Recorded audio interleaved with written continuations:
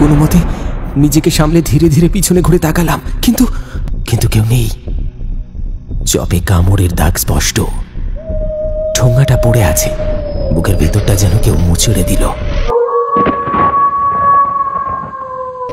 মন মানল না, তবু গাড়ি চালানো শুরু করলাম। একটা গাছতলায় এক বুড়ো লোক বসে আছে দেখলাম, জলে ভিজছে, এক দৃষ্টিতে তাকিয়ে আছে আমার গাড়ির দিকে। আমার হাত পা কাঁপছে, কেউ কি আমার সঙ্গে খেলছে? সেই লোকটিকে দেখে আমি বললাম, কে গো তুমি? এইখানে এইভাবে ভিজছো কেন? তোমার বাড়ি কোথায়? শাপলা মিলের ধারে। আমার পায়ে ভীষণ ব্যথা, তোমার গাড়ি করে আমাকে একটু পৌঁছে দেবে? এমনিতেই রাত হচ্ছে, তার মধ্যে আবার যত ঝামেলা। এসো, তাড়াতাড়ি গাড়িতে উঠে এসো। বৃদ্ধ লোকটি গাড়িতে উঠে এসে বসে। বৃদ্ধ লোকটি হঠাৎ আমায় বলে উঠল, কি সুন্দর আলুর চপ আর পেঁয়াজির গন্ধ বেরিয়েছে।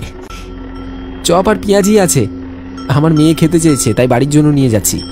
কত যুগ হয়ে গেল গরম চপ পেঁয়াজি খাই না, দাও না গো দুটো চপ, একটু খাই। তুমি তো দেখছি খেতে পেলে শুতে চাও। হবে না, হবে না কোনো চপ, চুপ করে বসো, আর একটু পরেই তোমার ঘর এসে যাবে। বুড়ো মানুষ খেতে চাইছে, দে না রে বাপ।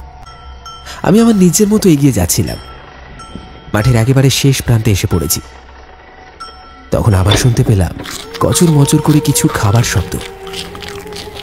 প্রথমবারের কথা ভেবে আমি পিছন ফিরে তাকাইনি, এখন যেন শব্দটা বেশি হচ্ছে। যেই না পিছু ফিরে তাকিয়েছি, দেখলাম দু হাতে করে ধরে চপ খাচ্ছে ওই বয়স্ক লোকটা। আরে এ কি করছো তুমি? আর তোমাকে যে বারবার বললাম ওই চপ দেওয়া যাবে না। কি করব, খুব মন করছিল যে চপ খেতে। ছি ছি ছি ছি ছি, কই দাও, দাও বলছি আমার চপের প্যাকেটটা।